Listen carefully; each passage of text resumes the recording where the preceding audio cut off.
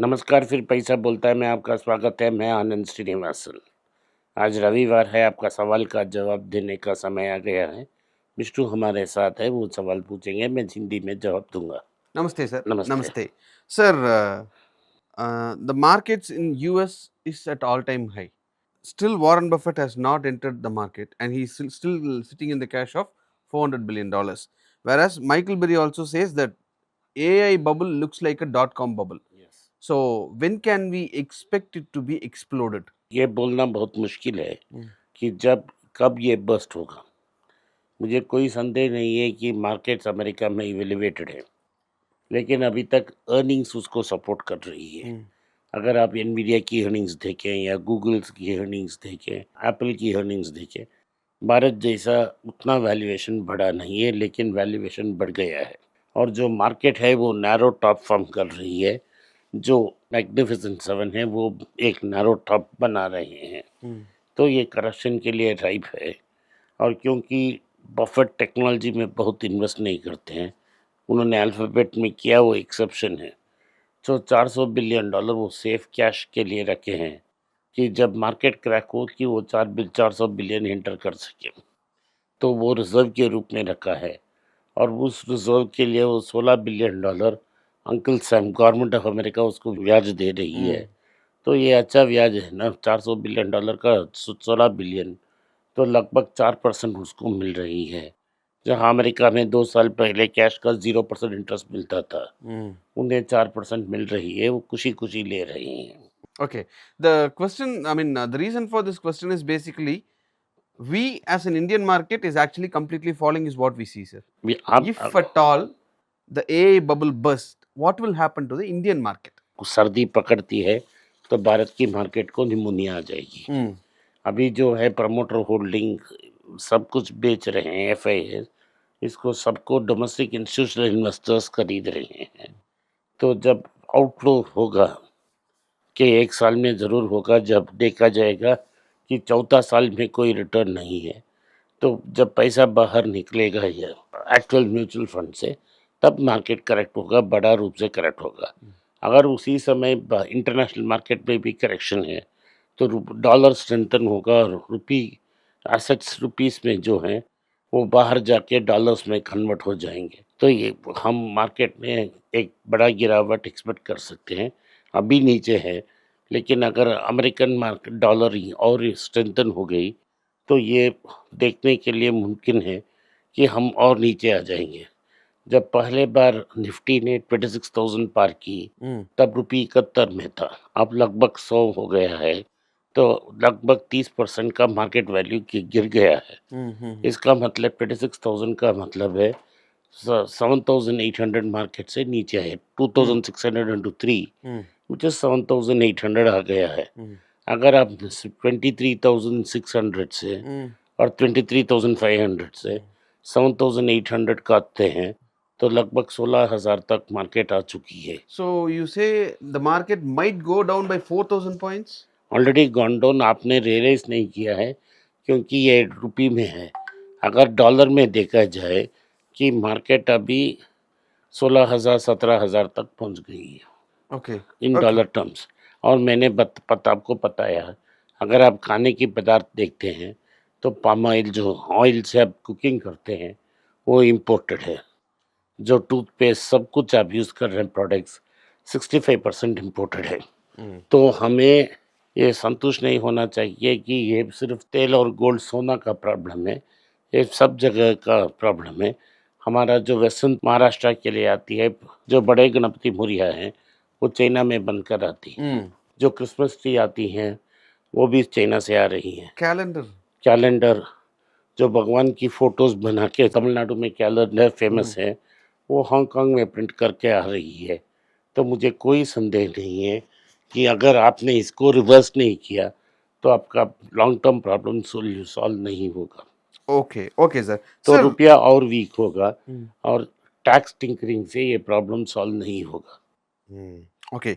Sir, regarding Tatas, why are we seeing repeated high level meetings? Actually, on May 8th, we saw a meeting. On May 26th, there is a 6.5 hours of board meeting happened. What is actually fuming inside Tata? टाटाज़ में ये पहले भी हो चुका था 92 में जब Ratan Tata take over कर रहे थे, Hmm. तो जो जेआरडी के लोग थे उन्होंने रेबल की। Hmm. तो अब रतन टाटा का समय हो गया है Hmm. और जो नया टाटा आए हैं नियोल टाटा, वो चाहते हैं कि उनकी मैनेजमेंट वो कंट्रोल में ले लें। एक बाई एक जो उनके स्वर्गीय भाई का लोग थे वो अपोज कर रहे हैं, उनको वन बाय वन रिमूव कर रहे हैं और अपना कंट्रोल एस्टैब्लिश करना चाहते हैं। जो भी नया राजा आता है अपना कंट्रोल एस्टैब्लिश करेगा, तो खुद उसका बिजनेस है। रतन टाटा का सिर्फ 2 भाई थे और सिर्फ एक भाई का बच्चे हैं, लेकिन इस भाई का जो अभी टेक ओवर किया है, उनकी बेटे और बेटियां अभी ट्रस्ट में आ चुकी हैं, वो टाटा ग्रुप में काम कर रही हैं। बेटे का बेटा भी है Hmm. जिसका नाम उन्होंने जमशेद जी टाटा रखा है। तो ये सिग्निफाई करता है कि वो बिजनेस में इन्वॉल्व होना चाहते हैं। तो जब मालिक बिजनेस में इन्वॉल्व हो जाता है, जो पिछले मालिक के लोग थे उसको कुछ हिचकिचाहट हो सकती है, वही हो रही है मेरे ओपिनियन से। तो ये रतन टाटा के साथ भी हुआ, उन्होंने सट्राप्स को बाहर ये वन बाय वन निकाला। Hmm. अगले 3-4 साल में जय नियोल टाटा भी ये सट्राप्स को रखे बाहर निकलेंगे, बाहर रखेंगे। इसकी पनिशमेंट मैक्सिम टाटास को मिल सकती है कि वो टाटा सन्स को लिस्ट करें।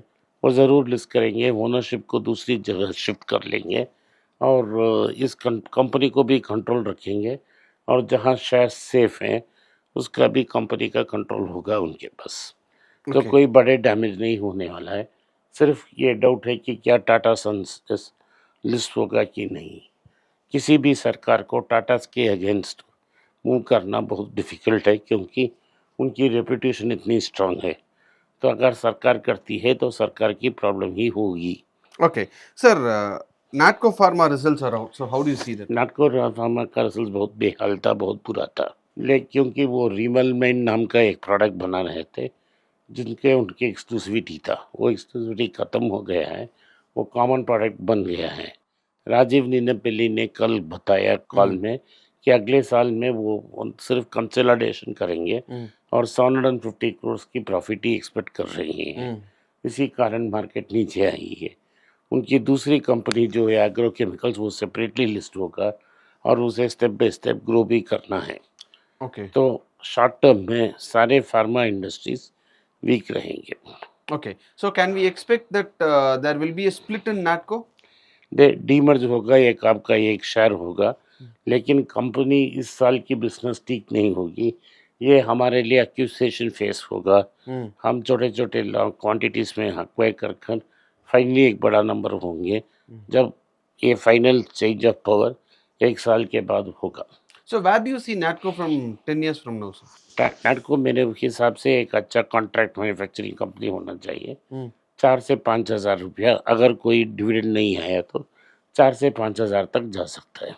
Okay. Sir, Zydus Life Sciences has increased their buyback price by around, it was earlier 1,150 and now it is 1,260. Zydus life sciences ने एक प्राइस अनाउंस किया था, Hmm. जिसमें उन्होंने बायबैक को कंसिडर करने के लिए कहा था, लेकिन मार्केट ने इतना तेज़ बढ़ा दिया गुड डेज पे, क्योंकि उनके पास बहुत सारे प्रोडक्ट्स और मॉलिक्यूल्स रेडी थे और प्रोडक्ट्स लॉन्च हो गए हैं। तो ऑलमोस्ट जो प्राइस था अनाउंस बायबैक प्राइस, वो लेवल में मार्केट ही पहुंच गया। तो उन्होंने क्या किया कि नंबर ऑफ शेयर्स को कम किया और प्राइस ऑफ एक्विजिशन को और ज़्यादा बन दिया, ताकि उनको अपना काम मार्केट में उनका कॉन्फिडेंस दिखा रहे हैं। ये मैं नॉर्मली क्या होगा कि जैसे बाईबैक्स में रिटेल इन्वेस्टर का बाईबैक होगा। अगर रिटेल इन्वेस्टर बैक होशियार है तो इसे अपना लॉट को इधर कंसिडर करने के लिए दे देगा और मार्केट्स में एक वापस खरीद लेगा, तो 7-8% का रिटर्न मिल जाएगा। Okay, sir. Thank you, sir. Thanks for your time. आज के लिए इतना ही। आपने इस पॉडकास्ट को सुना, इसके लिए मैं आपका आभारी हूँ। हो सके तो वीडियो को लाइक कीजिए, चैनल को सब्सक्राइब कीजिए और बेल नोटिफिकेशन दबाएं। इस वीडियो को अपने दोस्त और रिश्तेदार के पास भेजें और उन्हें देखने की आग्रह करें। नमस्कार, धन्यवाद, जय हिंद।